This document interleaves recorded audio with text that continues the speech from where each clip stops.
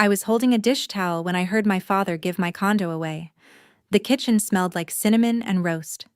In the dining room, my dad raised his voice for the whole family to hear.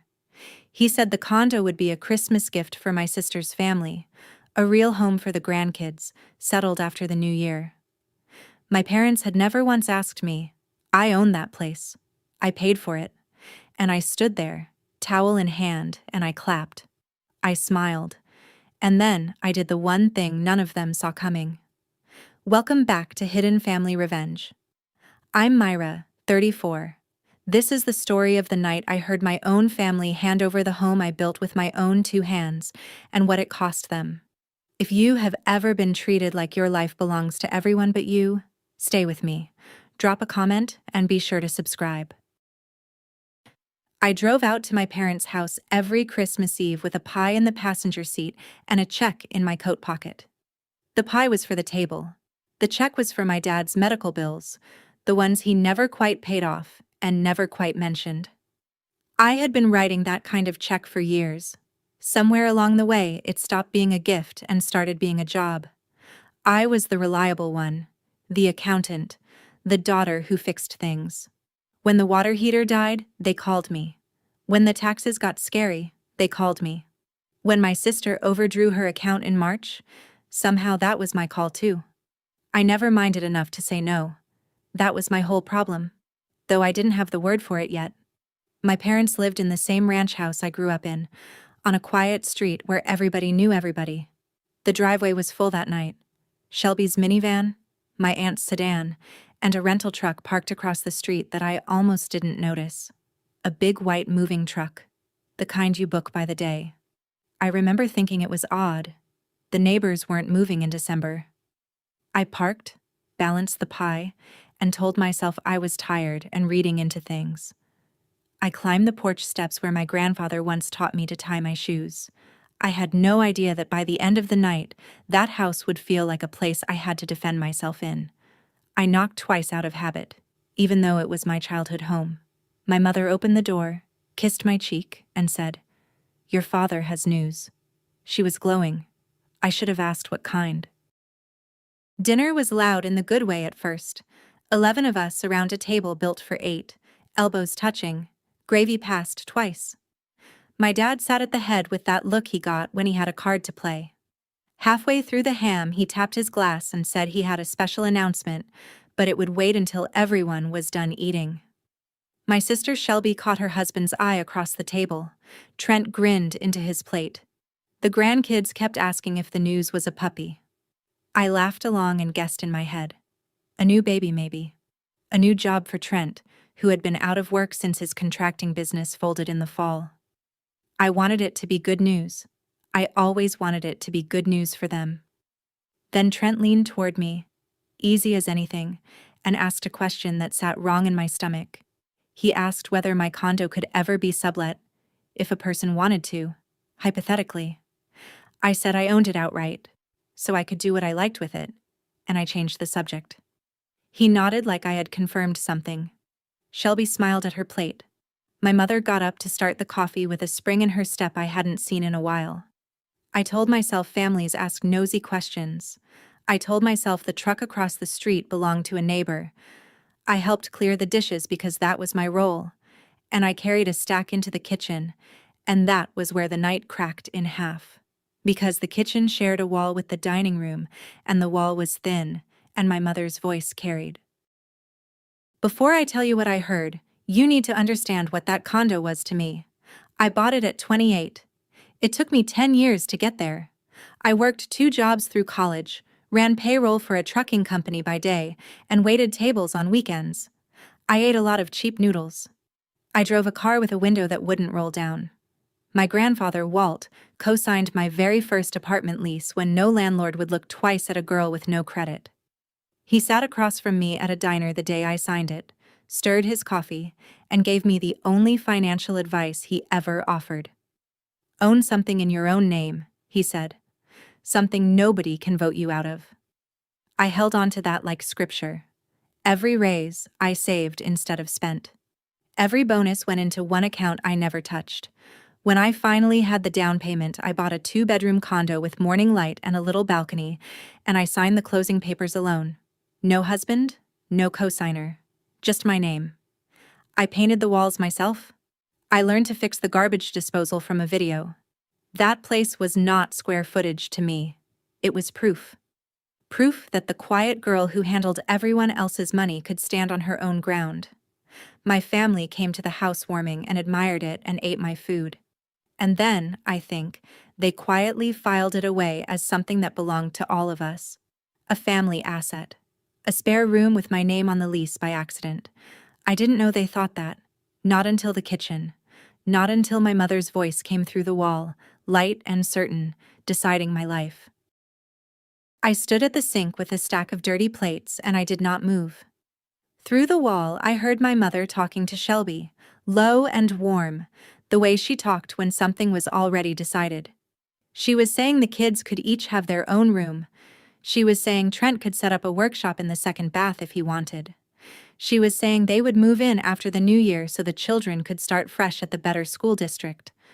For a few seconds, my brain refused to assemble the words. They were talking about my condo, my morning light, my balcony, my grandfather's scripture made of brick. Then my mother said the thing that I will hear for the rest of my life. She said, in that gentle, reasonable tone, that I would understand, because I didn't need all that space. It's just me. She said, she doesn't need all that space. It's just her. Like my whole home was a mistake of distribution. Like I had accidentally been handed too much pie and the polite thing was to scrape some onto my sister's plate. I set the plates down very carefully so they wouldn't clatter. My hands were steady. That surprised me. I had expected to feel rage, and instead I felt a cold, clean quiet, the way the air goes still before real weather. I understood, standing there, that this was not a plan they were going to ask me about. It was a plan they had already finished. The asking had been skipped on purpose, because somewhere in their hearts they were sure I would say yes. I always said yes. I dried my hands. I walked back toward the dining room, and my father was already getting to his feet. My father stood at the head of the table and tapped his glass until the room went quiet. He looked happier than I had seen him in years. He said the family had been through a hard stretch. He said Trent's work had dried up, and the kids needed stability and a yard and a real home. And then he said that he and my mother had decided to give Shelby's family the condo. He said it like a king bestowing land. Everyone turned to look at me, because of course the condo was mine, and there was a half-second where the whole table held its breath to see what I would do. My sister was already crying happy tears. The kids were cheering. Trent had his arm around Shelby and his eyes on me, and there was something in his face that wasn't gratitude. It was a dare. My father lifted his glass toward me and said the words that became the second knife of the night. He said, "It's settled." Just like that. It's settled. As if my signature was a formality, as if my ownership was sentiment. And here is the part I still think about. I smiled. I lifted my own glass. I clapped. Soft and even, like everyone else. I said, "What a Christmas." My mother beamed. My father sat back down, satisfied, sure he had read me right one more time. Shelby mouthed "thank you" across the table. I let her. Because in that moment I understood something with total clarity. If I argued, I would be the villain. The selfish one. The single woman who put square footage over her own nieces and nephews. They had built the trap so that any honest reaction would prove their story. So I didn't react. I clapped. And I started, very quietly, to do the math. I drove home that night with my hands at 10 and 2 and my mind somewhere far ahead of the road. The strange thing was how little I felt like crying. I kept waiting for it and it didn't come. What came instead was a list. I am an accountant. When the world stops making sense, I make a ledger. So I started one in my head. On one side, everything I had done for them. The checks, the tax returns, the water heater, the bailouts. On the other side, what they had just done in return. They had stood in a warm room and given away the one thing I had earned without their help. and they had not asked, because asking would have meant admitting it was mine. I realized they truly believed the condo belonged to the family, not as a metaphor, as a fact. In their version of the world, I was a kind of holding account, and the money simply flowed to whoever cried loudest. And the worst part, the part that kept my hands cold and steady, was that I had taught them to think that way. Every quiet rescue.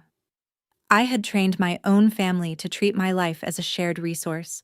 I did not blame myself for being generous. I blamed myself for never once drawing a line so that they forgot a line existed. I was not going to argue at a dinner table.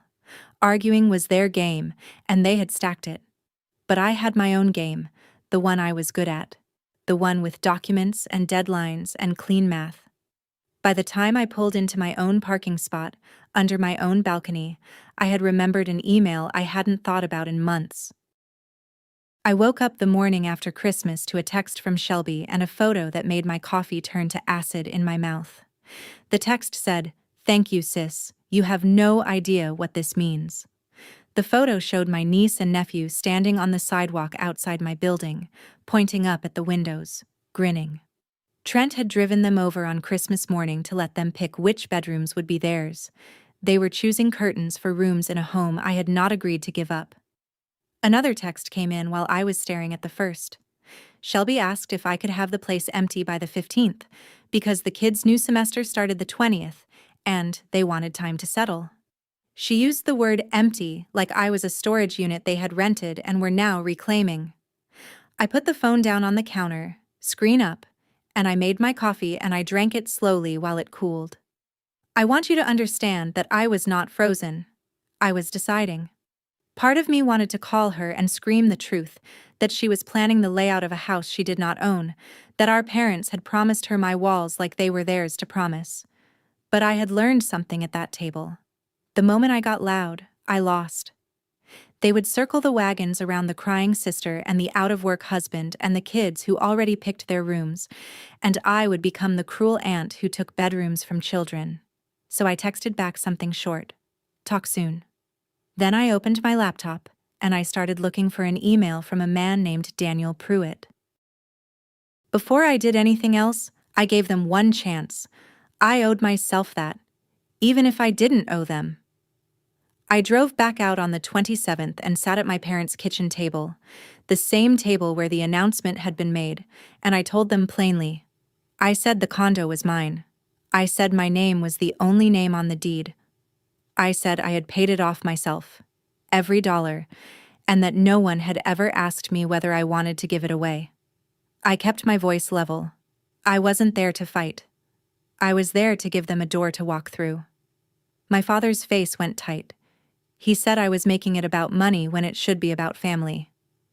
My mother reached across the table and patted my hand and told me not to be selfish. She said Shelby needed it more, that the kids needed it, that I was young and single and could always buy another one someday. She said it so kindly. That was the thing that undid the last knot in me. She wasn't cruel. She genuinely could not see why a home with my name on it wasn't simply available to whoever in the family was struggling most.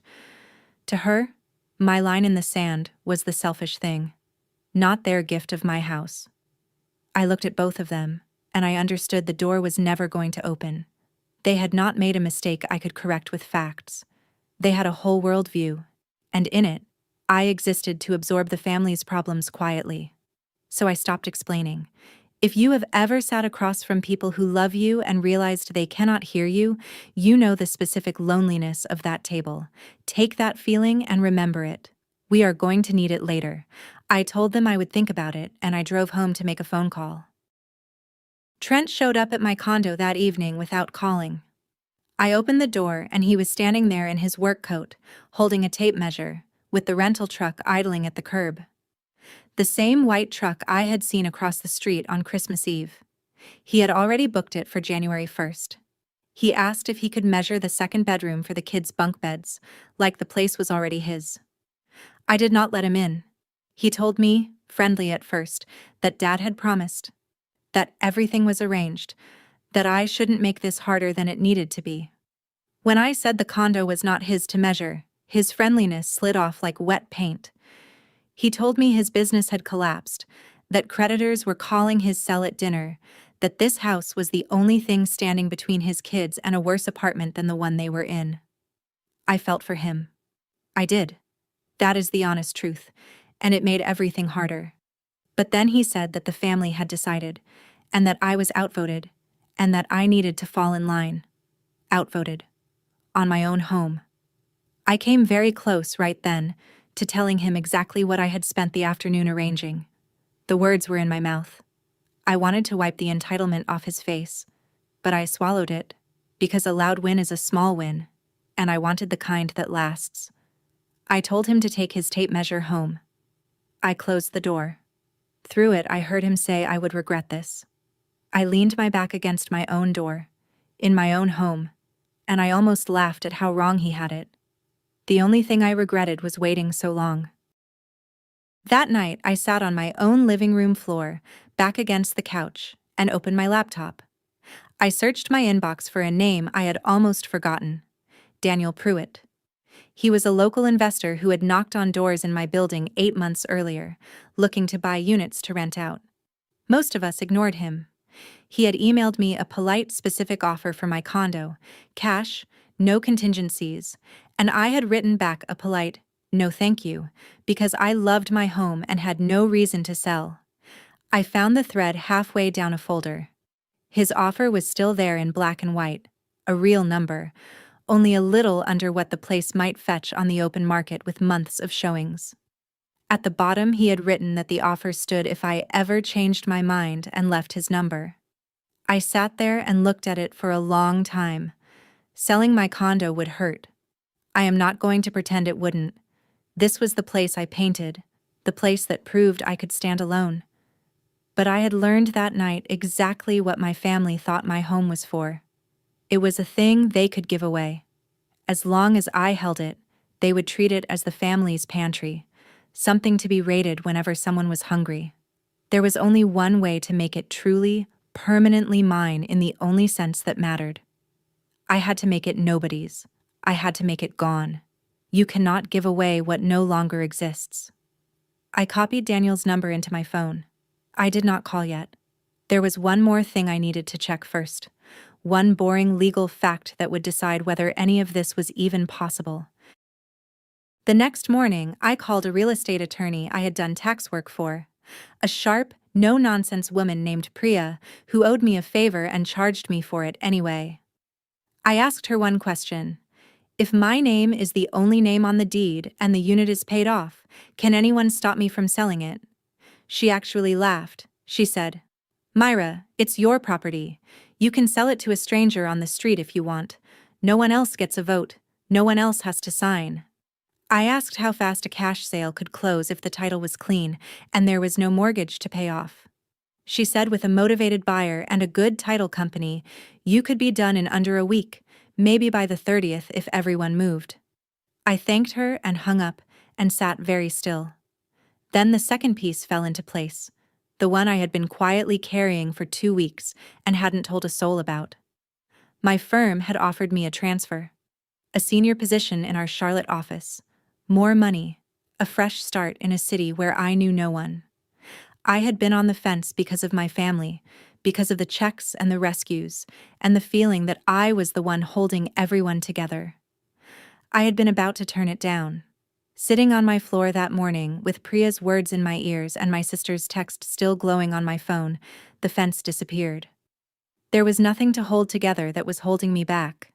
I could sell the condo, take the job, and start a life in a place where no one had ever decided what I did and did not need. All I had to do was move faster than my own family. I almost didn't do it. I want to be honest about that. Because if I make myself sound certain the whole way through, you won't believe me. And you shouldn't. That night, I sat on my bedroom floor with a cardboard box I had moved 4 times and never unpacked. Inside were the bones of my 20s, a graduation tassel, a photo of Grandpa Walt squinting in the sun, a broken watch, the lease he co-signed, soft at the folds. And I held those things and I doubted myself. Because this was still my family. My mother had braided my hair. My father had taught me to drive in an empty lot. Shelby and I had shared a bunk bed and whispered after lights out. Selling my home and vanishing felt enormous, felt mean, felt like the kind of thing that could not be undone. I asked myself if I was overreacting, if I was punishing children for the sins of their parents, if a better daughter would just give a little and keep the peace.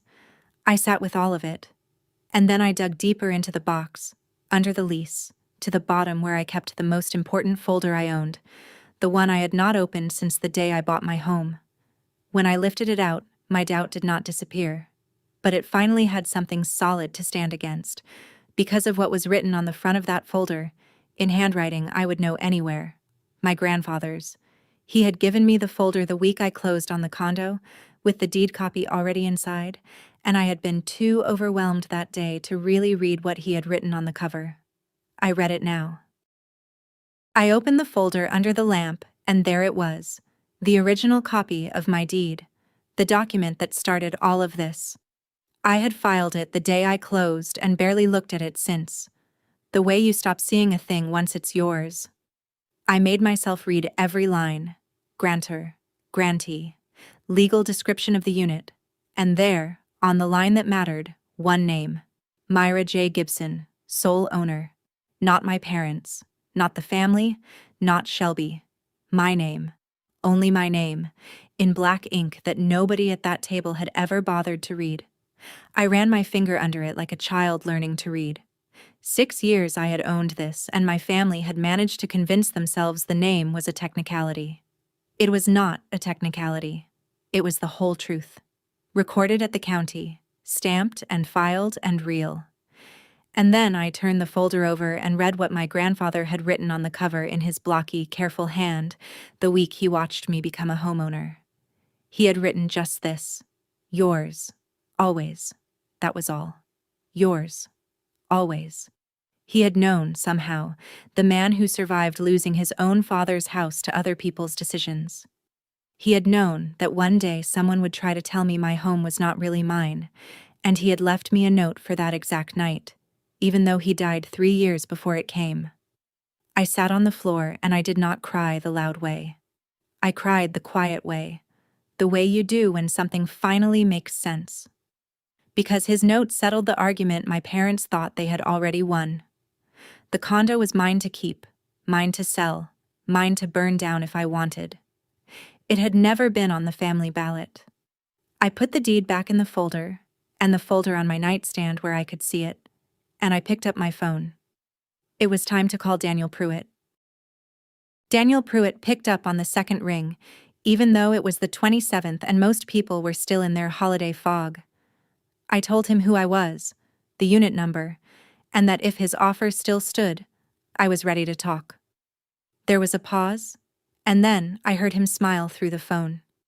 He said the offer stood, and if anything, the market had nudged it up, so he could do a little better than the original number. He asked why the sudden change of heart. I told him the truth, more or less. I said my circumstances had changed and I needed to move fast and clean. He liked the word clean. Investors always do. He said if the title was clear and I was firm, he could have his title company open escrow the next day and close by the 30th. Cash. No financing to wait on. I said the 30th worked. I said it like I was confirming a dentist appointment, and inside my chest something both broke and steadied at the same time. If this is landing for you, if you have ever had to decide between keeping the peace and keeping yourself, do me a favor. Hold that feeling for one more minute, because what happened on New Year's Eve is the reason I'm telling you any of this. Daniel and I agreed on the number. He texted me his attorney's information before we even hung up. I forwarded it to Priya within the hour and asked her to make sure every signature, every disclosure, every stamp was airtight, because I did not want one crack for anyone to argue through later. She wrote back one line, on it, and just like that, the machine started moving, quietly, legally. 3 days out from a New Year's Eve dinner where my father planned to hand my sister a key to a home that would no longer exist for them to take. The next 2 days were the strangest of my life, because on the outside nothing happened, and underneath, everything did. I went to work. I answered emails. I let my phone fill with messages from my family, and I did not pour gasoline on any of them. Meanwhile, escrow opened. The title company ran their search and confirmed what I already knew. Clean title. No liens. No co-owners. No surprises. One name. Daniel's attorney sent over the purchase agreement, and I read every page twice, because I am the kind of person who reads every page twice, and that habit was about to save me. I signed the disclosures. I scheduled the closing for the morning of the 30th. The hardest part was not the paperwork. The hardest part was the silence. My family thought I was sulking but coming around. Shelby texted to ask if I'd thought about a moving date. My mother left a voicemail saying she knew I would do the right thing, that I had always been the sensible one. Every message assumed my surrender was just a matter of time, and I let them assume it. I did not lie. I simply stopped explaining myself to people who had never once asked me a real question. There is a kind of power in that quiet that I had never let myself use before. All my life I had over-explained, over-functioned, over-apologized. Now I just went still. I answered with a thumbs up or a short line, and I let the machine run. If you are the person in your family who always smooths things over, you know how unnatural it feels to stop. It felt like holding your breath underwater. But I was almost to the surface. 2 more days. The pressure got worse as the 30th got closer, the way it always does, right before people lose. Shelby called 4 times on the 29th.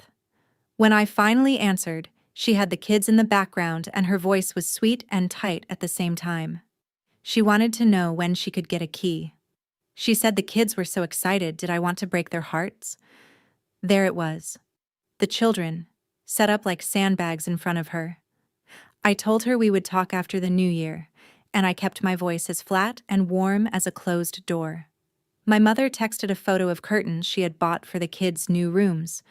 She had spent money she did not have on curtains for windows she did not own.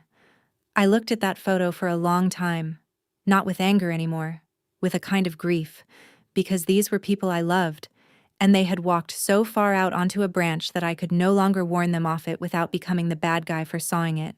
They had built this. Every assumption was aboard they had nailed themselves. All I was going to do was stop holding the ladder. My father did not text. My father did not call. He was so certain it was settled that he saw no reason to check. That, more than anything, told me I was doing the right thing. A man who believed my home was truly mine would have at least asked if I was okay. He never wondered. He had already moved on to planning the toast. I knew there would be a toast. I knew my father. And I was beginning to understand exactly how I would answer it. The only call I actually wanted came from my Aunt Lorraine on the night of the 29th. Lorraine is my mother's younger sister, the one who says the quiet part out loud at every funeral. She called and asked, straight away, if I was okay, and the question caught me so off guard that I almost couldn't answer. She was the first person in my family in days to ask how I felt instead of what I was going to give.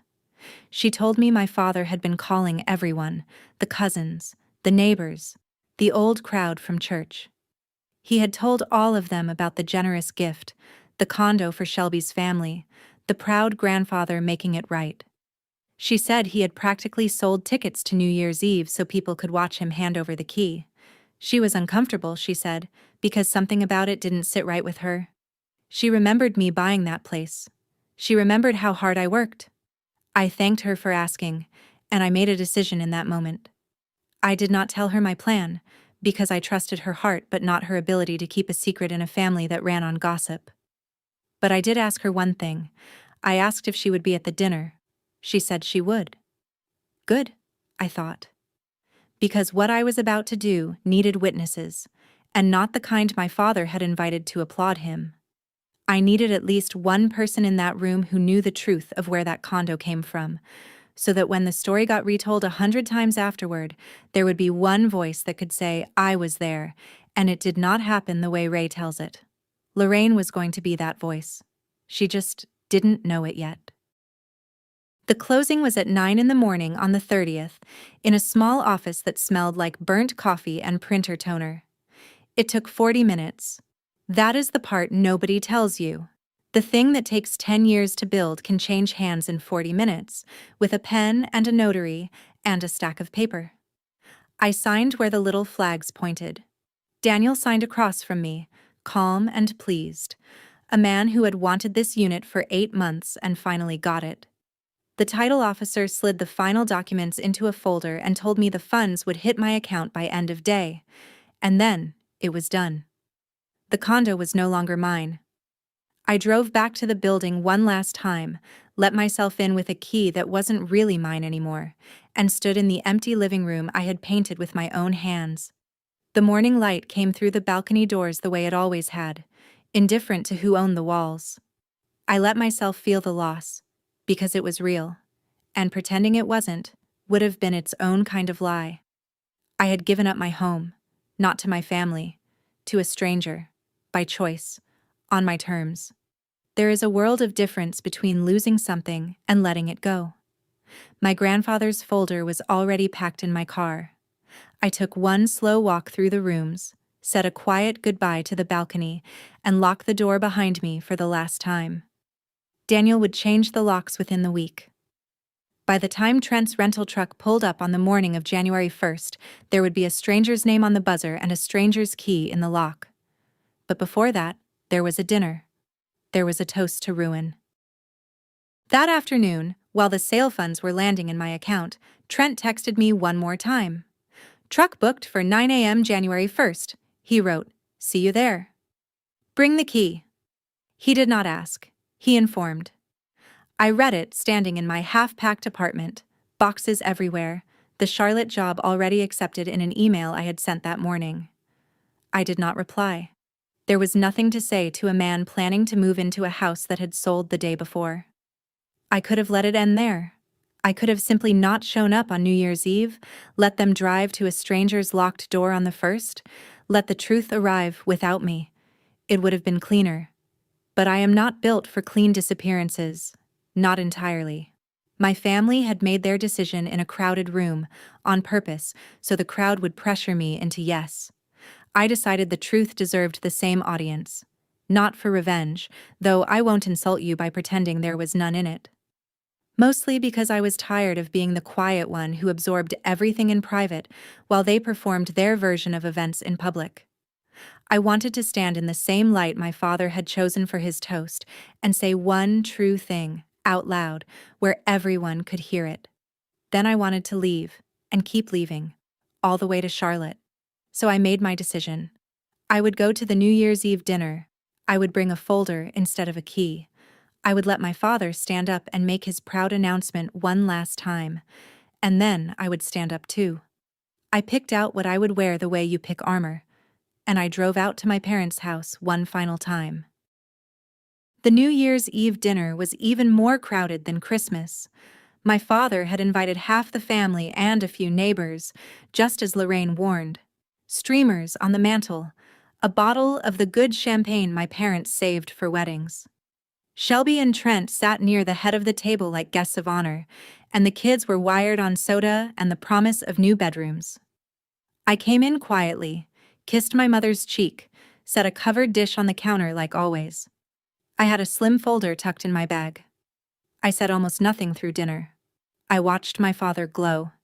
I watched Trent lean back in his chair like a man who already had the keys in his pocket. I caught Lorraine's eye once across the table, and she gave me a small, worried nod. When the plates were cleared, my father stood up and tapped his glass, and the room went obediently quiet, because this was the moment he had been advertising for a week. He talked about family. He talked about hard times and sticking together. He held up a single brass key on a ribbon, a prop he had clearly bought for the occasion, and he announced that as of the new year, Shelby's family would have a real home, the condo, his gift to his grandchildren. He looked at me when he said gift, daring me to flinch. Then he said it again, the same line from Christmas, the one he thought was a closed door. He said, "It's settled. The kids have a home now." The room burst into applause. Champagne started pouring. Shelby was crying again, that easy, pretty crying. Trent reached out and took the brass key from my father's hand like it meant something. Everyone turned to me, waiting for the gracious aunt to smile and bless it, the way I had at Christmas. My mother was watching me with hopeful, shining eyes. I set down my napkin. I stood up. And for the first time in my life, I did not give them what they expected. I stood up and I did not raise my voice. That was the whole strategy, the only one that ever works against people who expect you to break. I waited until the applause died down on its own, until the curiosity got heavier than the celebration, and then I spoke in the calm, even tone I use to deliver bad news to clients. I said, "Before anyone gets too comfortable, there's something you all need to know." I opened the folder and I laid 2 pieces of paper on the table, right next to the champagne. The first was a copy of my deed, with my name, and only my name, highlighted. The second was the closing statement, dated December 30th, signed and stamped. I slid them toward my father so he could see them clearly. I said, "You can't give away something that was never yours." My voice did not shake. I said, "The condo was mine, my name, nobody else's, and it's not mine anymore either. I sold it 2 days ago." The room did not understand at first. There was a beat of confused silence, the kind where people glance at each other to check if they heard right. My father picked up the closing statement. I watched his eyes move down the page to the date and the signatures and the word that finished it. Sold. His face changed slowly, like ice going gray before it cracks. Shelby stopped crying. Trent set the brass key down on the table with a small click that was somehow the loudest sound in the room. My mother put her hand over her mouth. And I just stood there, calm as a winter morning, and let the paper do what years of my explaining never could. I had spent my whole life trying to make them hear me with my voice. It turned out all I ever needed was a notarized date and the nerve to stop apologizing. The quiet held for one long second. Then it broke. Trent went first, the way I knew he would. He shot to his feet so fast his chair tipped over behind him. He slammed his hand flat on the table and the champagne glasses jumped. He shouted that I had ruined his family, that I had stabbed my own nieces and nephews in the back, that the truck was booked. The kids had picked their rooms. Who did I think I was? Spit flew. His face went purple. Shelby was right behind him, crying for real now, the ugly kind, demanding how I could be so cruel, so selfish, so cold. The room I had stayed so calm in turned into noise and pointing fingers, and at the center of it I just stood there with my hands folded, which made them angrier, because there was nothing to push against. My father found his voice and roared that I had no right, that this was a family matter, how dare I? And that was when I gave the line back to them, the one my mother had said through the kitchen wall on Christmas Eve, the one that started all of it.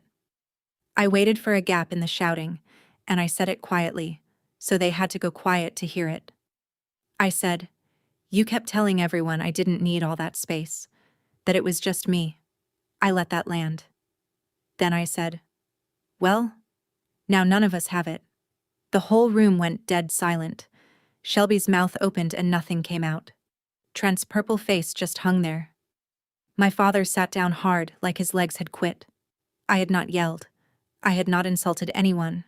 I had simply handed them back their own words with the math attached, and the math was final. Across the table, Aunt Lorraine had both hands pressed to her chest, and there were tears in her eyes, but she was nodding. She was nodding the way you nod when somebody finally says the true thing out loud. It was my mother who got to me, the way only mothers can. In the middle of all that noise, she didn't yell. She just looked at me with her hand still over her mouth and her eyes wet and confused, and she said in a small voice, "But honey, I only thought, you always seemed so fine."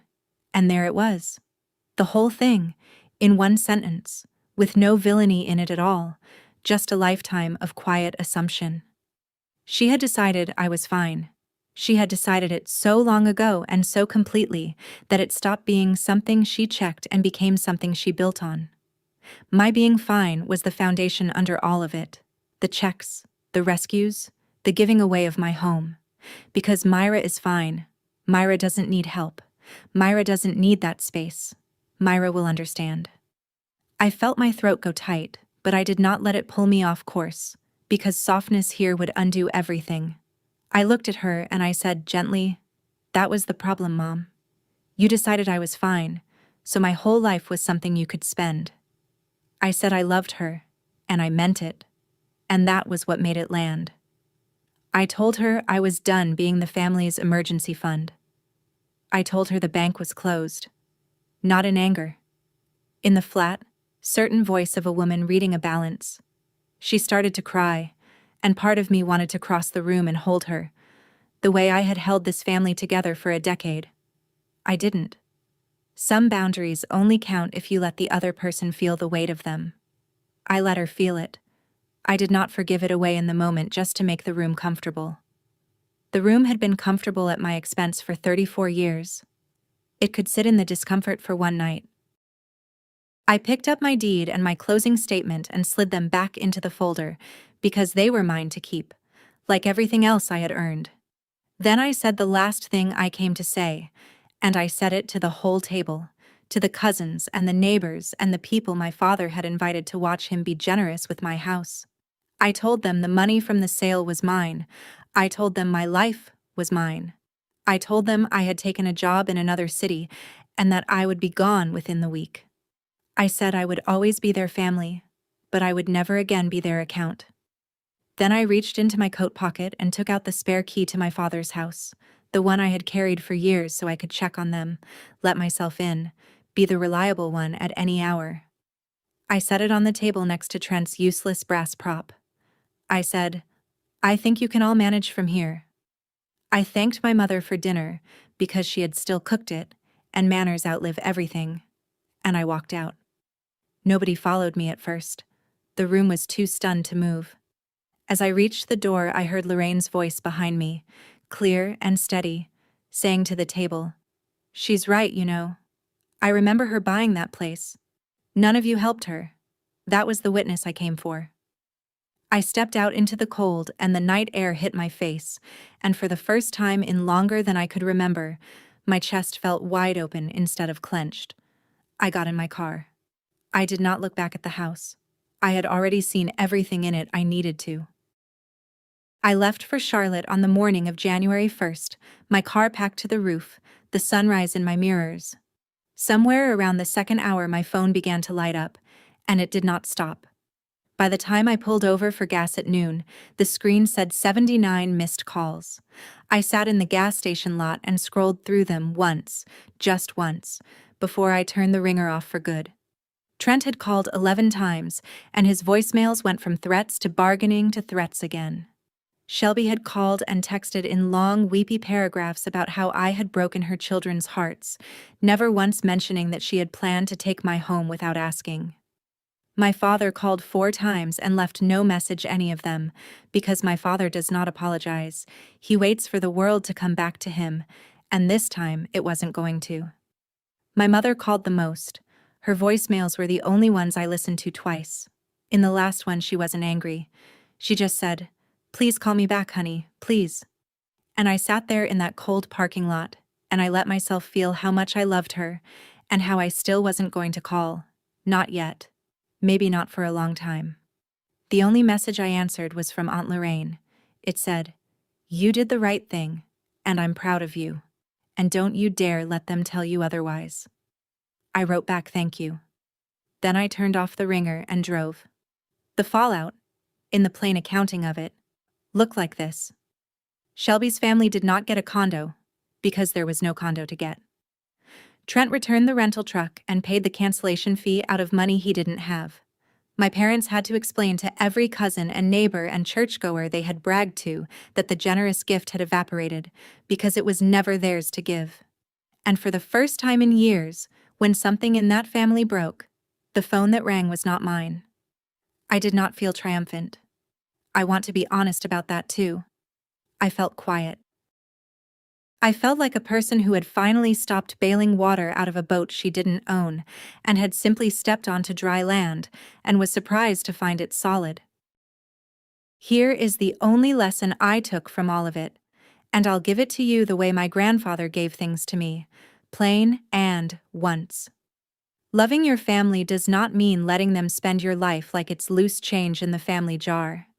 You are allowed to own something nobody gets to vote on, starting with yourself. That's where I'll leave it tonight. The dish towel in the kitchen, the toast with my house in it, the brass key, and 79 calls I never returned. If you've ever been the reliable one, the one everybody counts on and nobody asks about, let this be your sign to check whose name is really on your life. Tell me in the comments where you finally drew your line, and if this reached you, subscribe and stay with us.